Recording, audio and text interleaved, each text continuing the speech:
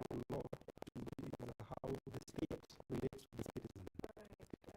And therefore, international law doesn't come in. Because a state is a subject not of national law, but international law. So the state, in their interaction, they will not be using national law. They will not use the penal code. They will not use international law. So that is that sphere of a law which has its own subjects, separate from the subjects under national law. It has its own sources of law. So we will not be talking of constitution. The constitution is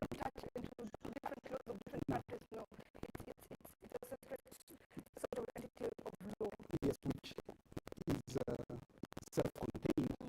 They deal with interstate relations.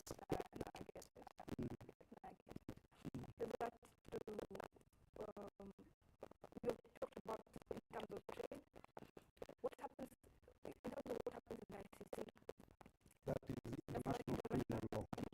Criminal law. It is not national criminal law. It is international criminal law.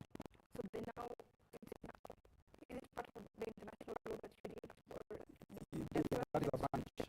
The international law has many branches. Human rights. International human rights.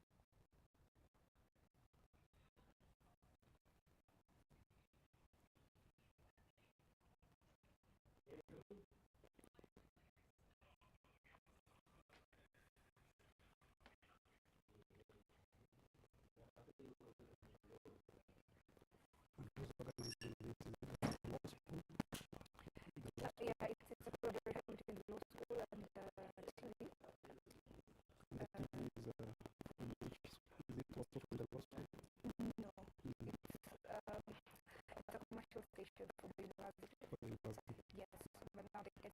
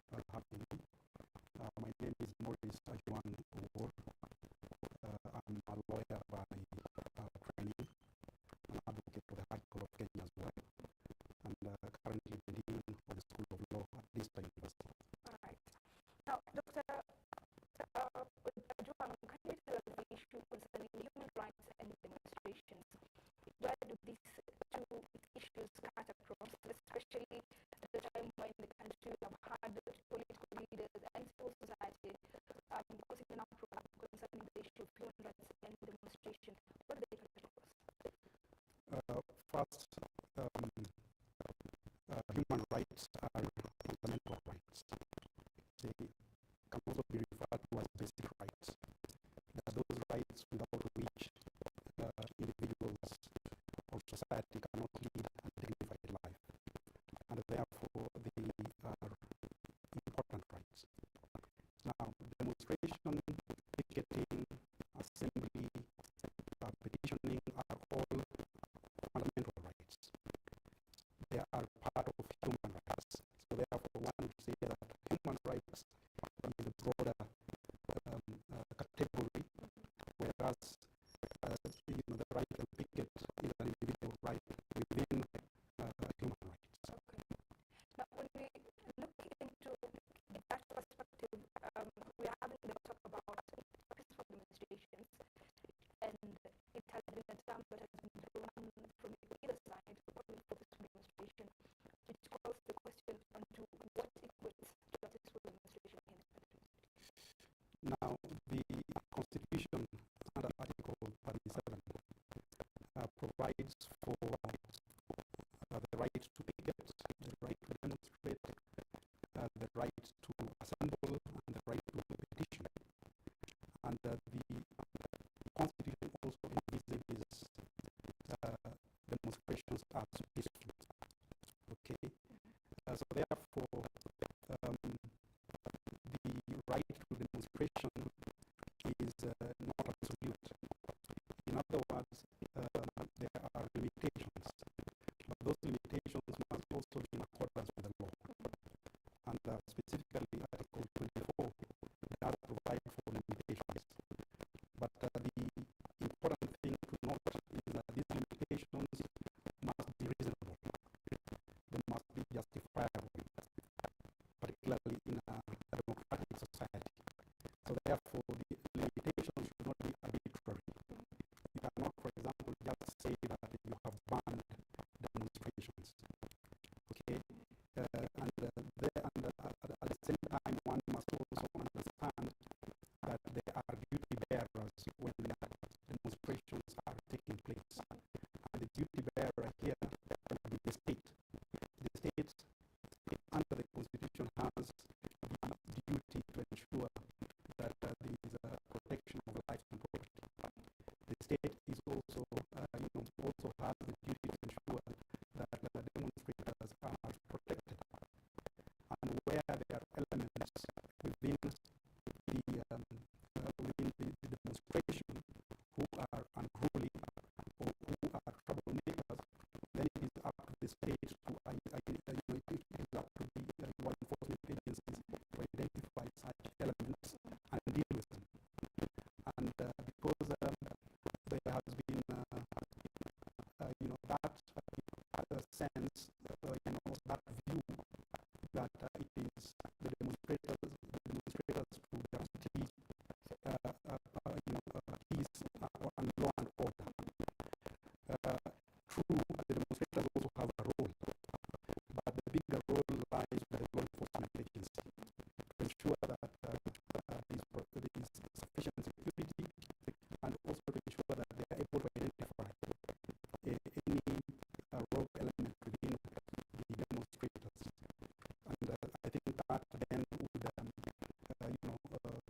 then possibly answer part of your question as to in relation to peaceful demonstrations. The law envisages actually the demonstration is envisaged as peaceful. If it is not peaceful, then it turns into a riot. So a demonstration, under the law is expression by individuals, but in a manner which does not threaten the rights of others. Now, you mentioned about limitations that can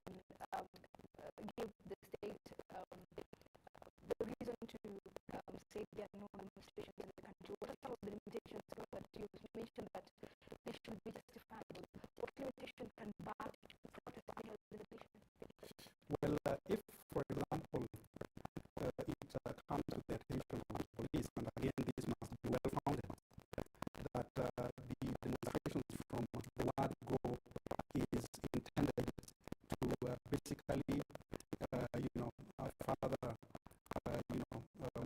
insecurity, and for example, use the demonstration as a basis or as a platform to destroy property or to threaten lives, then the police would have reason to, for example,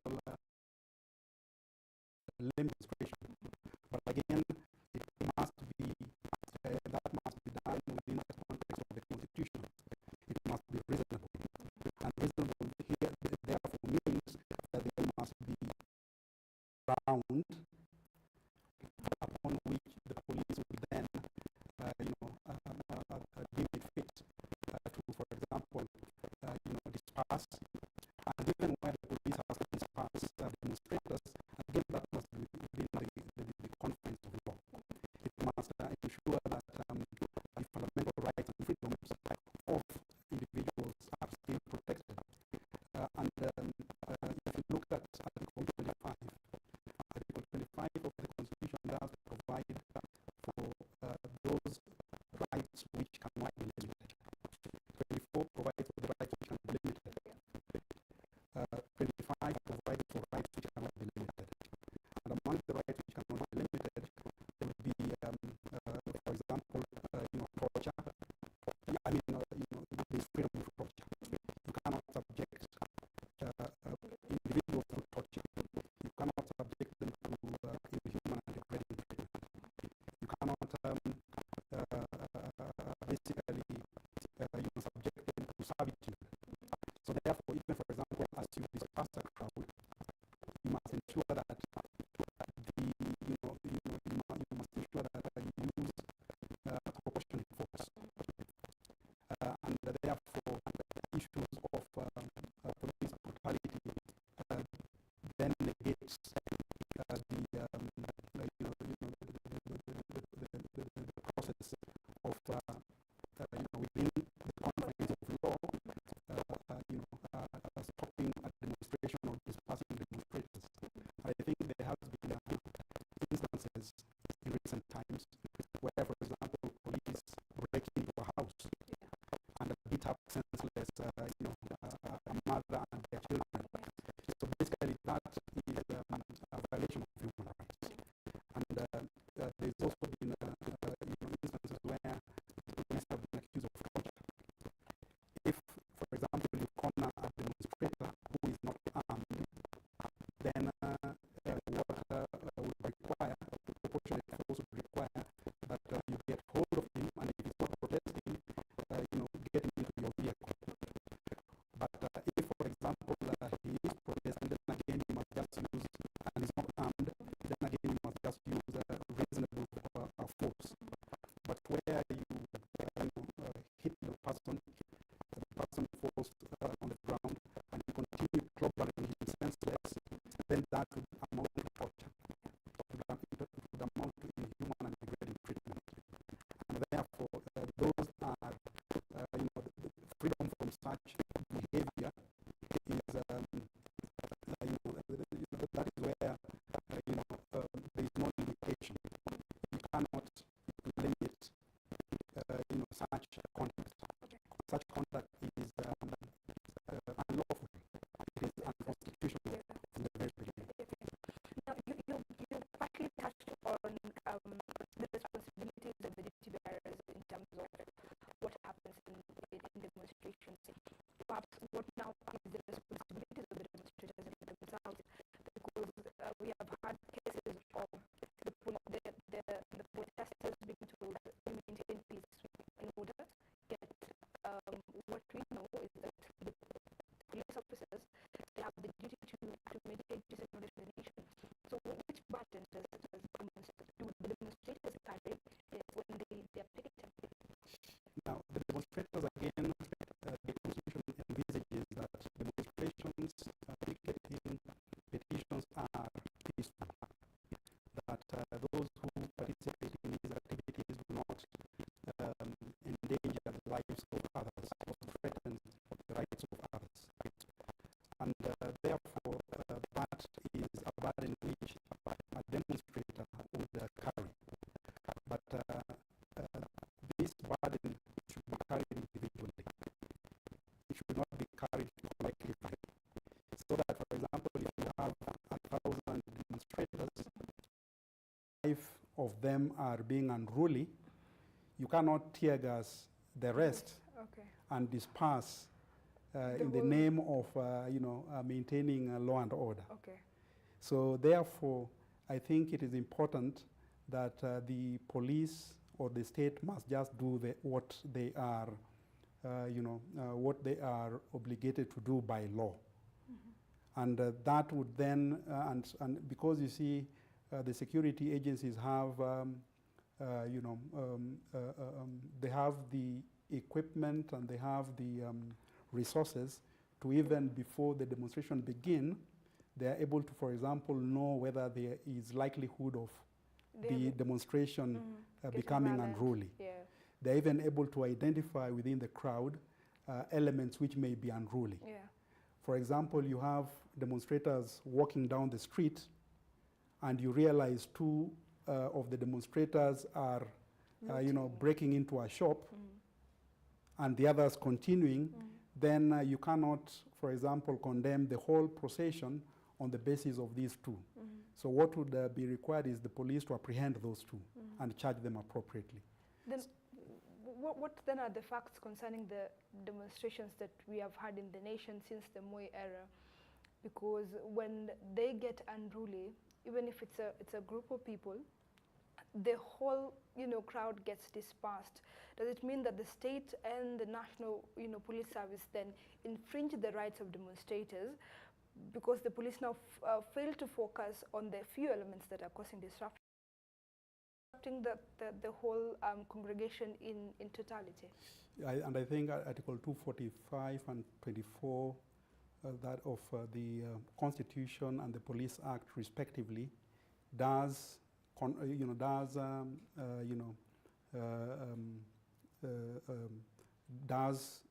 obligate the police to basically maintain law and order and to do that using proportionate force. So the question of proportionality is key. So where the police exceeds what would be proportionate, then that becomes an infringement on the rights and freedoms of those who are demonstrating. And you will possibly agree that in many instances, if you look at the majority of the demonstrators, they basically are not armed. And even where there are those who may appear to be carrying what would possibly amount to a dangerous instrument or weapon, then it would be a stone. The police have sufficient resources to ensure that they disperse, they disarm, they demobilize demonstrators where need arises. And again, I think the key requirement here is that they must act in a manner which is reasonable and which is justifiable. But where, for example, the police corner a helpless demonstrator who is on the ground, and 5 of them, unleash rungus on this demonstrator who is not carrying any arms, then they would be subjecting that demonstrator to torture and to inhuman and degrading treatment. And it would be a breach of both the Constitution and the Police Act. Now, what has happened before in the country in terms of the demonstrations ending untimely? Because normally you will see the demonstrators moving either to Parliament or through the office of the President to present a petition. But many a times that the demonstrations, especially the political ones, do not get to that particular stage. Does it mean that now the police interfere with the right to demonstrations, given that some of these demonstrations are untimely? And is it a big failure on their part in that political demonstrations do not quite reach to the point where they agitate their causes or what they're calling for? I think there are many instances where demonstrations have ended peacefully. And there are instances where very huge crowds have gathered, heard their leaders, expressed themselves and dispersed peacefully. And I think there was even one which took place at the time when there were the Maandamano demonstrations. I think there was one which took place in Kibera, and the demonstrators went through the streets of Kibera, and businesses were opened, and the demonstrations ended, and they went back home. So therefore, there is a sense that the police, in instances, provoke demonstrators by either firing tear gas and unleashing the water cannons without provocation. And once that happens, then that demonstration will degenerate into chaos. Yeah. So I think again, what would be important would be for the state to appreciate what its mandate is, or what its duty is. The state has resources. The state is conferred by the Constitution the right to protect lives and property. And again, I think maybe the state would be better off in appreciating that it is the citizens who have delegated power to the state. Yeah. The Article 1 of the Constitution does provide for the sovereignty of the people. It is the people who are sovereign. It is the people who delegate power. It is the people who constitute the executive, and the judiciary, and parliament. And therefore, the state should always have that at the back of their minds, and therefore act in a manner which does not appear to be insensitive, because demonstrations are a unique a channel of expressing yourselves. And where the state is able to listen to the demonstrators, then they're in a better position to deal with the issues arising.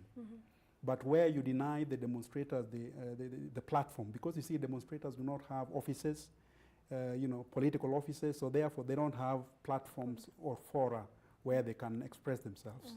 So, a state which is rational would seize the opportunity of hearing the people.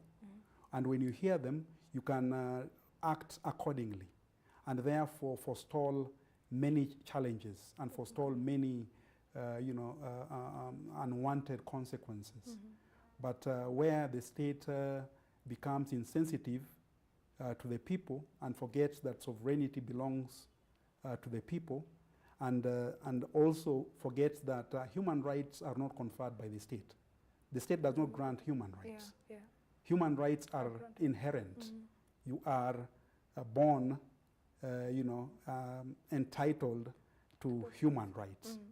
And therefore, where the state behaves in a manner likely to suggest that they can give and take away, then that kind of state is on the wrong path. Okay. So therefore, I think that would be important. Right. Thank you, Dr. Ajong, for that particular perspective. But it is time to take our first break on this particular show. But do stay with us. We'll be back with much more on this.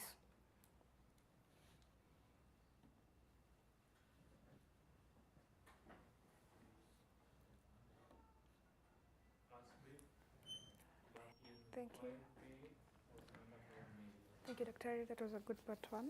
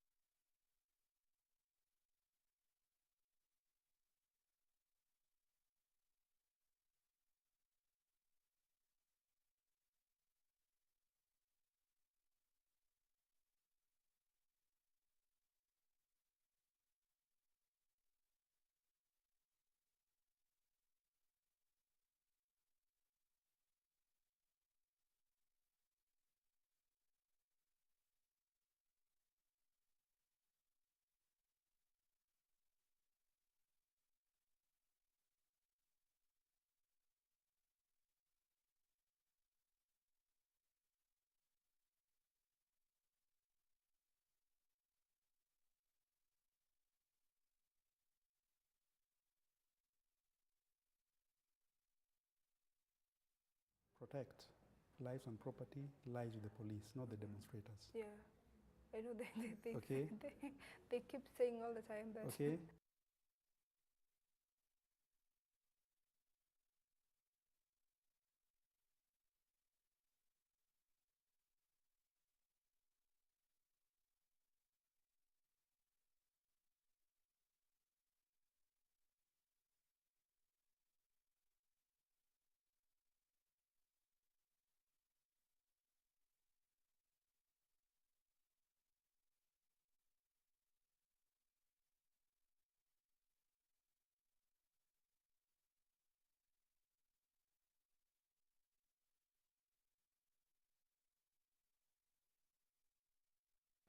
Thank you for staying with us. You're watching Law Matters. Tonight we're looking into the issue of human rights and violation.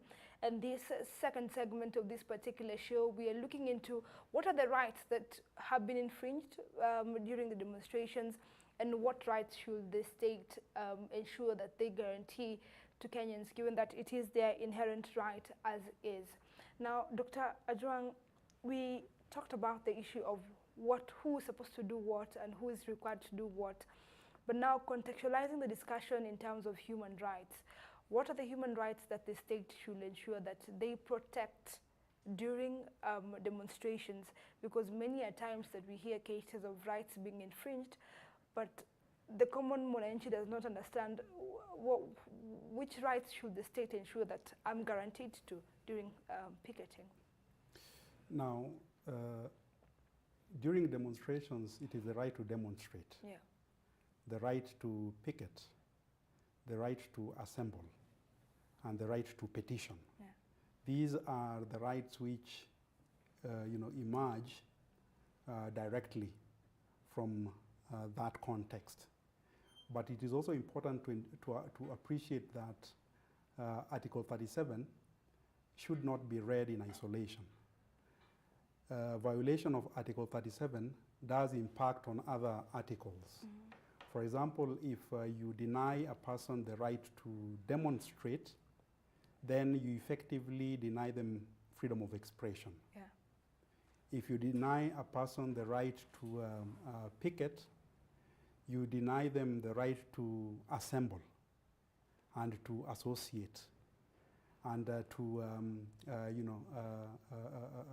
and conscience to hold certain thoughts, and the right to receive information and the right to impart information. And you'd also be infringing on their rights as sovereign, the people being the sovereign. Yeah. So therefore, you also you will be interfering with their sovereignty. And you'll also be violating the Constitution, which the state is also obligated or required to to respect and to adhere to.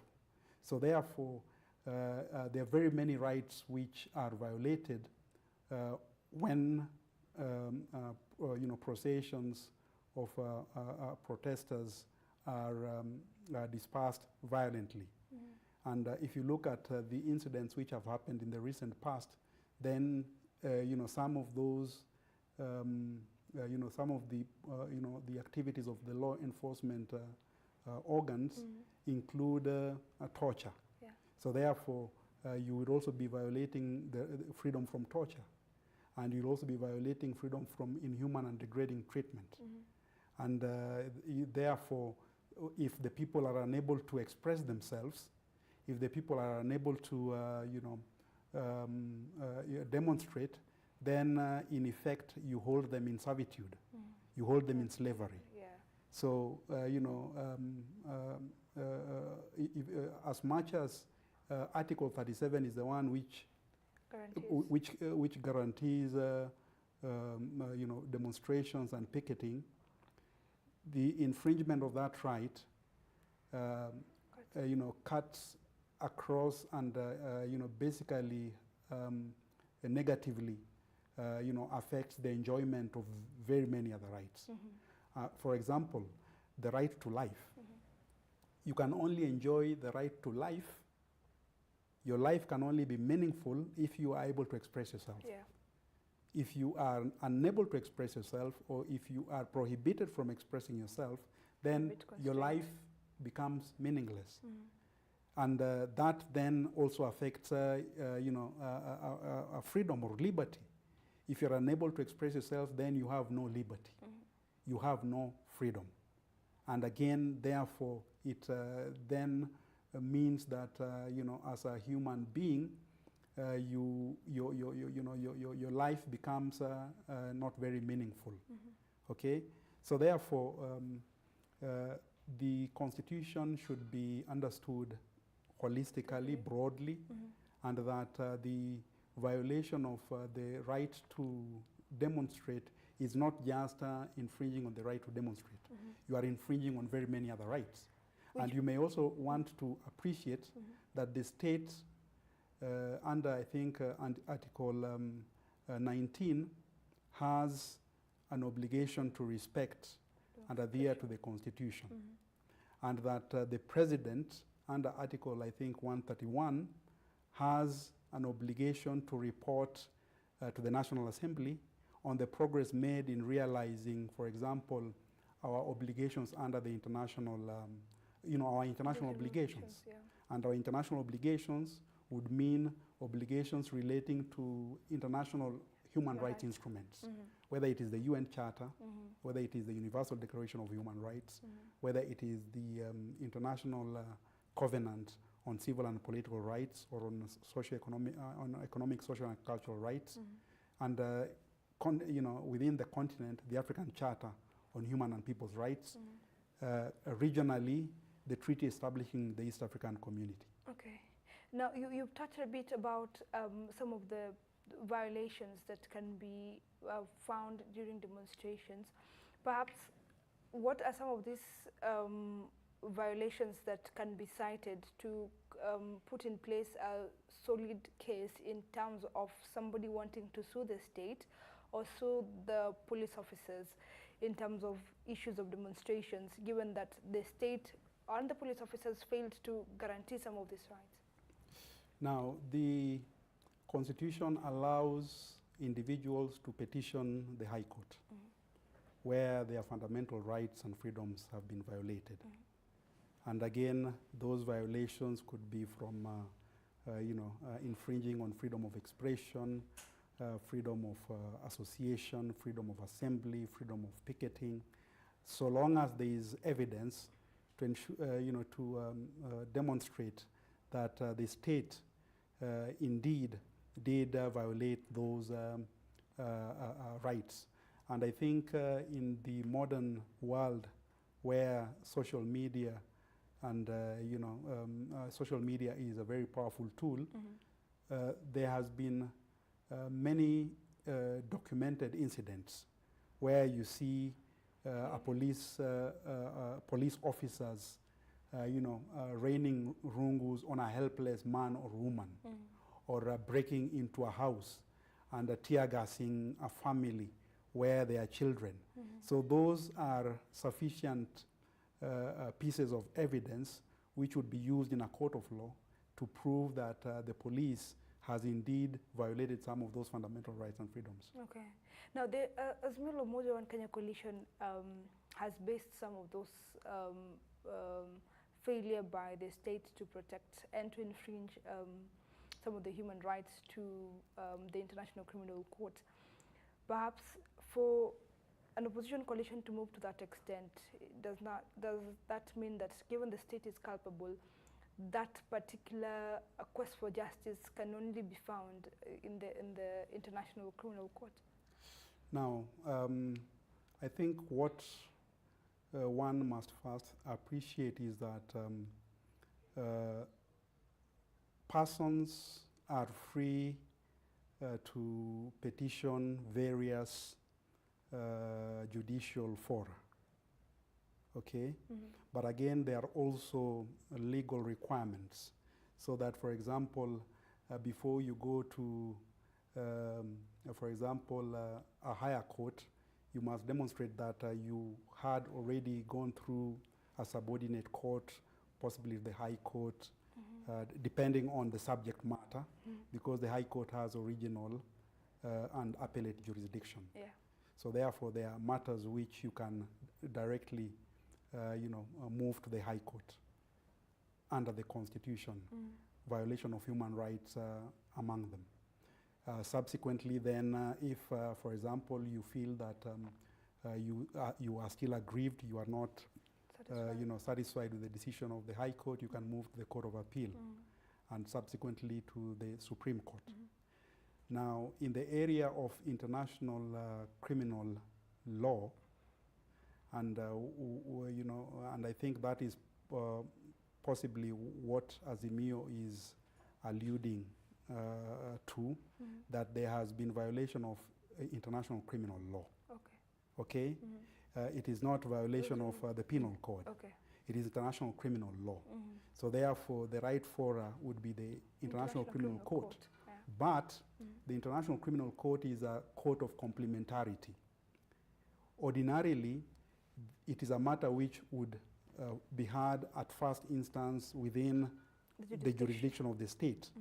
But where the state does not have the relevant law and the relevant court, then that would give a basis to move directly to the International Criminal Court.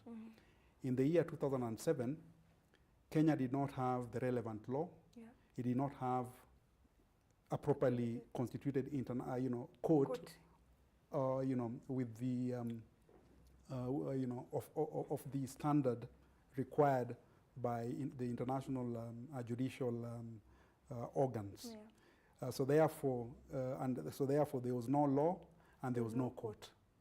Okay, and then the crimes which were alleged to have been committed were not known to our law. For example, crimes against humanity, you do not find it in the penal code. Yeah. Genocide, it is not in the penal code. Okay, so therefore, even if we had wanted to prosecute, it was not possible because in law they say there is no crime without a law. Okay. Okay, there is no crime without a relevant law. Yeah. You must say that This is the law you have violated, you have committed this offense contrary to this particular law. So after 2008, we then had the law. There is the International Crimes Act. Okay. That is now a law which recognizes genocide, it recognizes crimes against humanity, it recognizes war crimes. So therefore, it is possible now to cite. But to date, we don't have the relevant court. Okay. We don't have a court properly constituted to deal with international crimes. Yeah. So, and for that reason, we could still have to, refer to the International Criminal Court. So then, what Azimio then would have to demonstrate is that whichever crime they allege to have been committed, that those acts would have to correspond with the definition of that crime. Okay. So that, for example, if you're saying genocide, genocide has has a threshold. It has a definition. Okay. So, for example, if somebody is to enter into the studio here and slaughter us, then somebody says that there is genocide, that would not amount to genocide, because we do not have specific qualities which make us, homogeneous. For example, we may not come from the same community. Yeah. Okay, we may not be the same gender. We may, and the same social group. And even if you are to, for example, say that there was genocide, then genocide, the definition would mean that you wholly or partially eliminate a particular group. So if a group, for example, if an ethnic group is a million and you kill 2 or 10 or even 20, then that act does not have the capacity of eliminating them, whether wholly or partially. Okay. Now, looking into the issue of human rights violation, and now that Azimio might be moving to ICC because they are citing the International Crimes Act, in the human rights violation and looking into the issues of the penal code, given that the state and the National Police Service, in this case led by the Inspector General, are, culminated, are sort of cited to have violated some of these rights, does it mean that the lack of faith in the courts that we have in the country sort of propel this particular discussion to the International Criminal Court, given that even in 2013, when we had demonstrations, people are talking about the ICC coming to investigate what is happening in the country and finding those who are culpable. Is that the situation here? Now, again,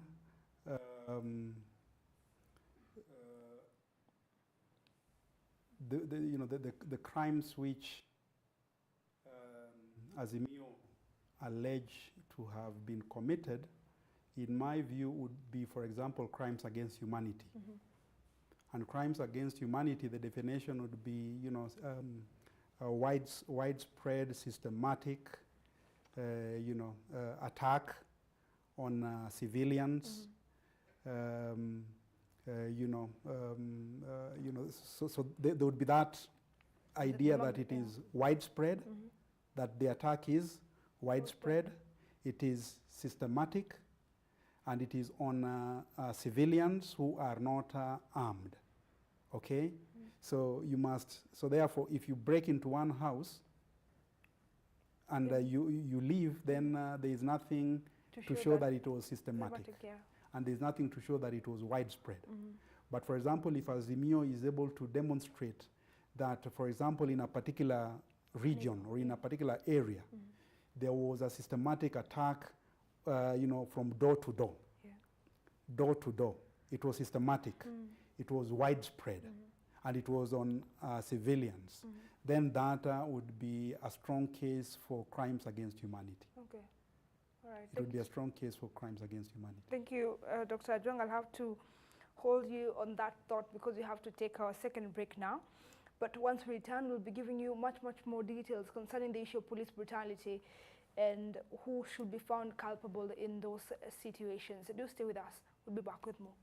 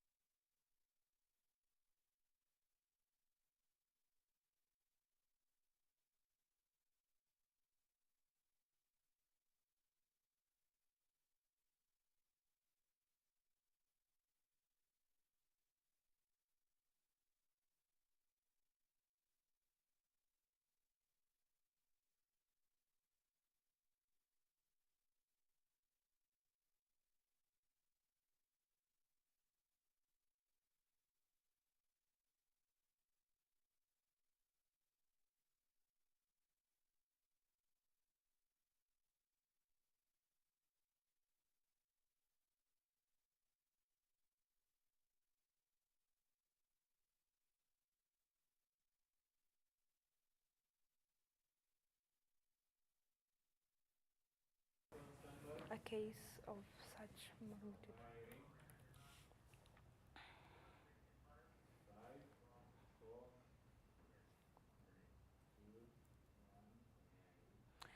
Welcome back. You're watching Law Matters. Tonight we are looking into the issues of human rights and demonstration. This is the final segment of this particular show, of course, bringing the discussion to a close concerning the issue of human rights. Now, Dr. Ajwang, we left the discussion concerning the issue of ICC and the violation of human rights.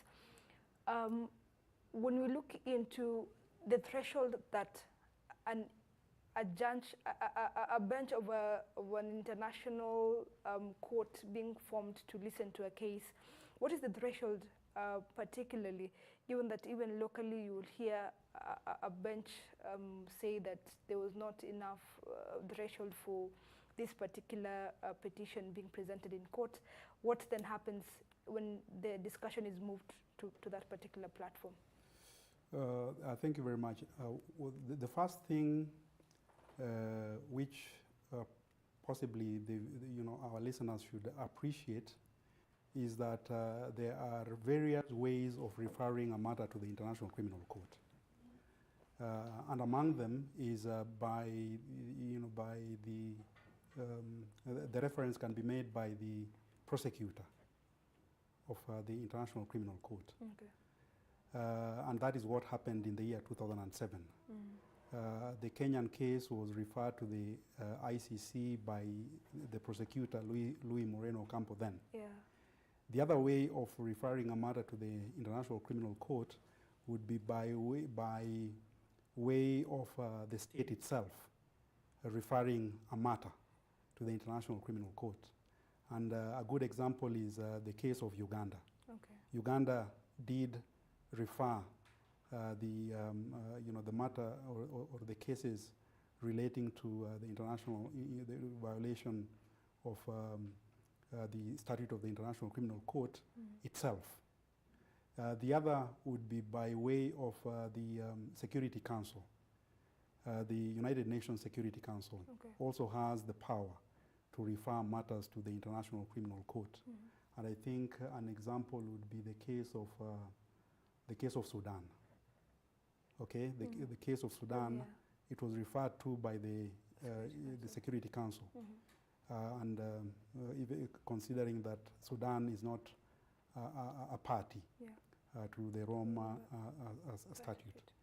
Now, the threshold for reference is where, for example, the prosecutor comes to the conclusion that there is likelihood that crimes or acts known to the International Criminal Court may have been committed.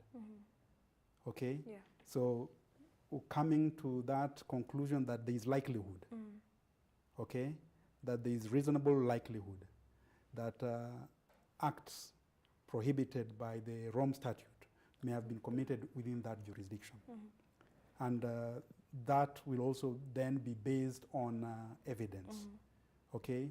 So, for example, and the challenge here is that getting evidence, gathering evidence in a state where the state is also implicated is not easy.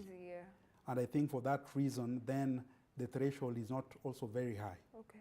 Because, if a person wants to gather evidence against the state, then that person is seriously disadvantaged. And that person also risks their life or their life. But there are instances where civil society groups gather information. There are instances where, for example, the clips which have gone round are put together, and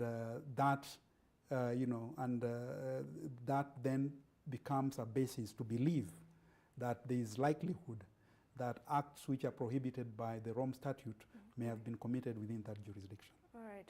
Now, when we talk about the issue of state and gathering evidence against the state, the defense by the Inspector General of Police, Japhet Koome, as well as the state, that is the president and his deputy, is that in the cases where we have had demonstrations, the police acted to protect themselves but there have also been the debate that what kind of protection were they given? Do you fire a bullet because somebody was carrying a stone? It therefore begs the question, who were the police culpable for some of these cases to the extent that people had to die? Were the protesters so armed that the police had to protect themselves by taking another person's life? How does that bring an equilibrium or sort of balance in such situations? Now, what is important here is the question of proportionality. Was the reaction of the police proportional to whichever threat that may have been posed? And if you are able to answer the question of proportionality, then you can have a sense as to whether there was a use of excessive force or not. Mm-hmm. For example, if I have a stone and the police is wielding a baton, has tear gas, has a gun with rubber bullets, etc. And I'm one individual and the police are maybe 10 of them. The question would be, is that person posing such a threat that he must be shot? And for example, I think there was an instance where a person was shot 9 times. Yeah. Okay? So the question is, and this is a person who does not have arms. Mm-hmm. So it is clear that that threat was not proportional to the response. Yeah. Okay? Mm-hmm. So I think the question of proportionality is important. Mm-hmm. And I think in many instances it is clear that the use of force is excessive. Mm-hmm. Or for example, when you shoot at a person who's running away, a person running away is not posing any threat to you. Yeah. So if that happens, then it is in breach of the Police Act. It is in breach of the Constitution. It is in breach of fundamental rights and freedoms, sanctity of life, etc., etc., etc. So, Dr.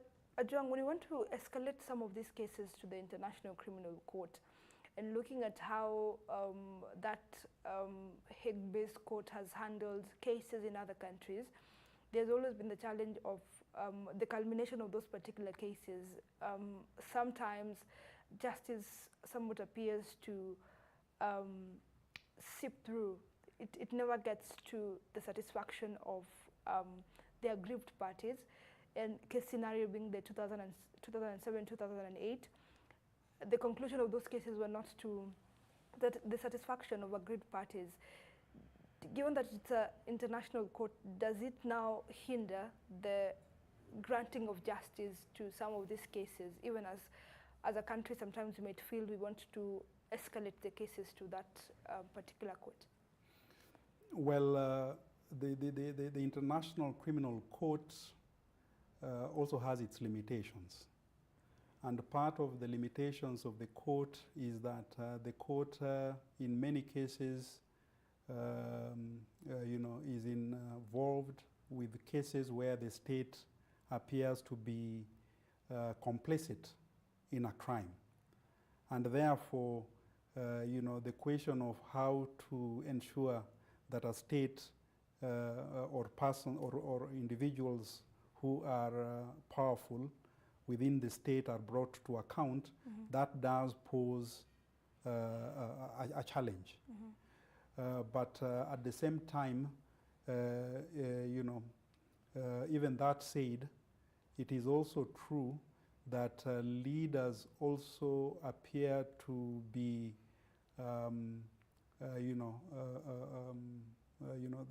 leaders also to some extent appear to respect the court and would not want to appear before the International Criminal Court. Yeah. So therefore, the existence of the ICC is also a deterrent.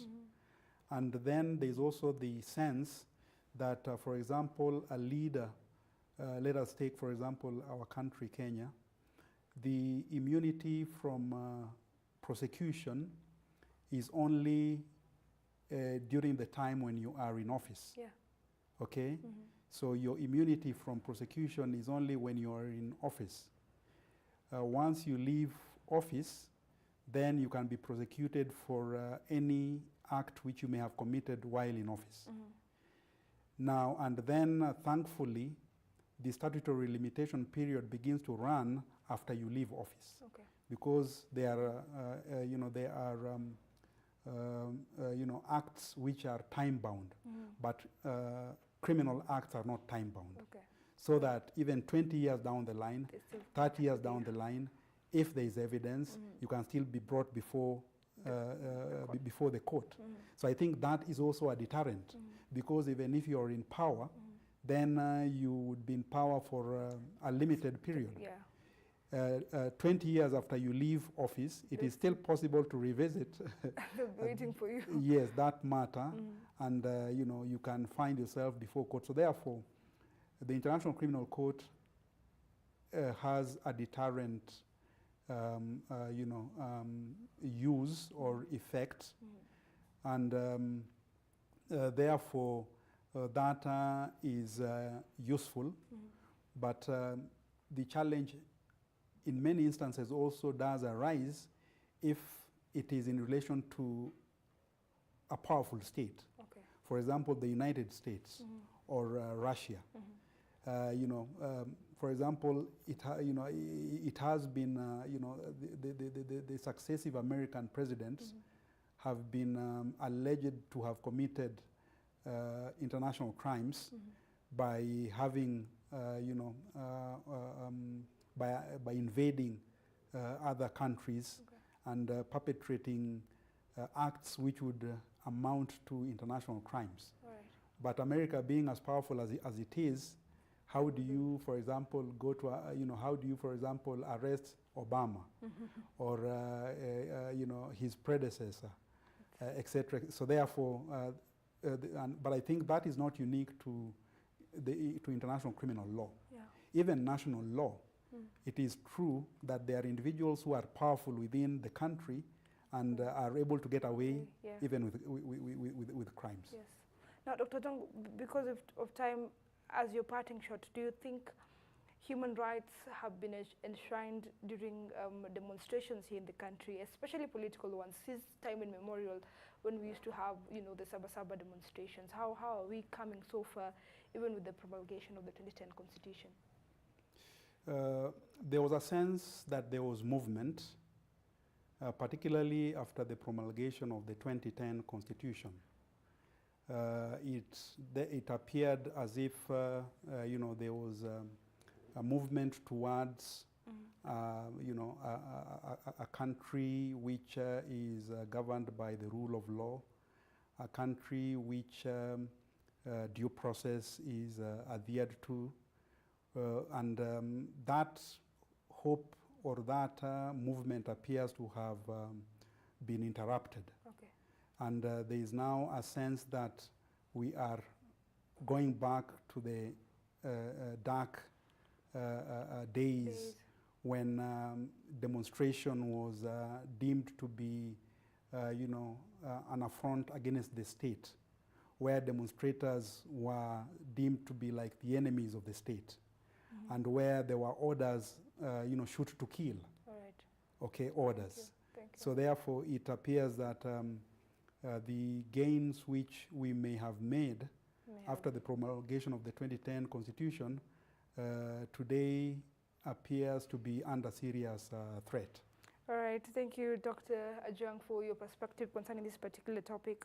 Of course, it is a discussion you can have more and more, looking into the different situations we are having as a country. Now, that's it for Law Matters tonight concerning the issue of human rights and demonstrations. But before I leave, let me read some of your feedback sent on our social media platforms. We have Ronald Momanyi on YouTube saying, great articulation of fundamental freedoms and rights.